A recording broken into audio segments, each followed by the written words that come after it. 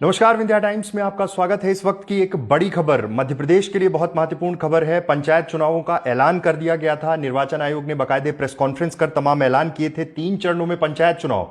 उसके बाद से लगातार ये एक खबर लगातार एक्सप्लोर हो रही थी कि चुनावों पर रोक लग सकती है, संवैधानिक तरीका सही नहीं है, तरह तरह के आरोप थे। लेकिन अब आज हाईकोर्ट में जो बहस चल रही थी, लगभग 40 मिनट की ये बहस थी।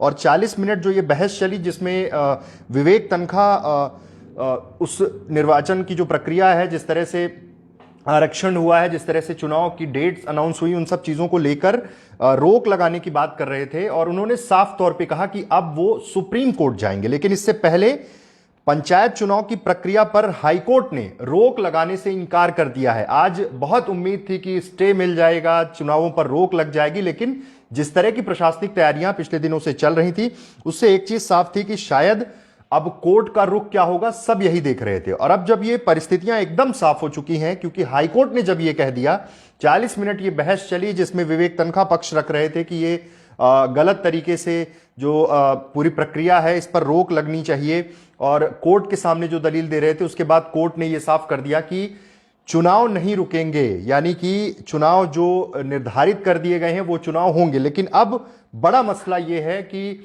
विवेक तनखा ने कहा है कि वो अब सुप्रीम कोर्ट जाएंगे। मध्य प्रदेश में पंचायत चुनाव को लेकर कोर्ट का रुख, हाई कोर्ट का रुख साफ हुआ।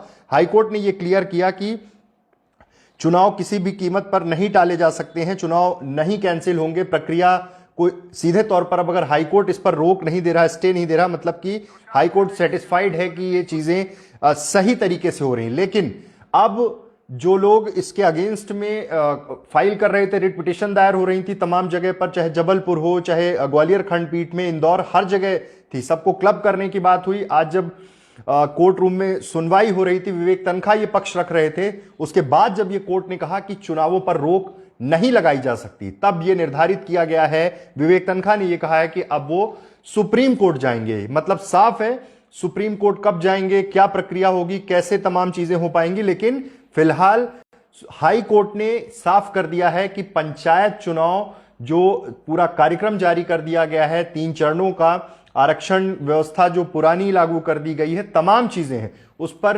रोक नहीं लग पाएगी। यानी हाईकोर्ट ने रोक से इंकार कर दिया है। अब बारी सुप्रीम कोर्ट की है। अब देखना है कि जो लोग सुप्रीम कोर्ट जाएंगे वहां क्या फैसला होता है। फिलहाल प्रदेश स्तर पर तमाम प्रशासनिक अधिकारी, जिले के कलेक्टर्स चुनाव की तैयारियों में पूरी तरह से लग गए हैं।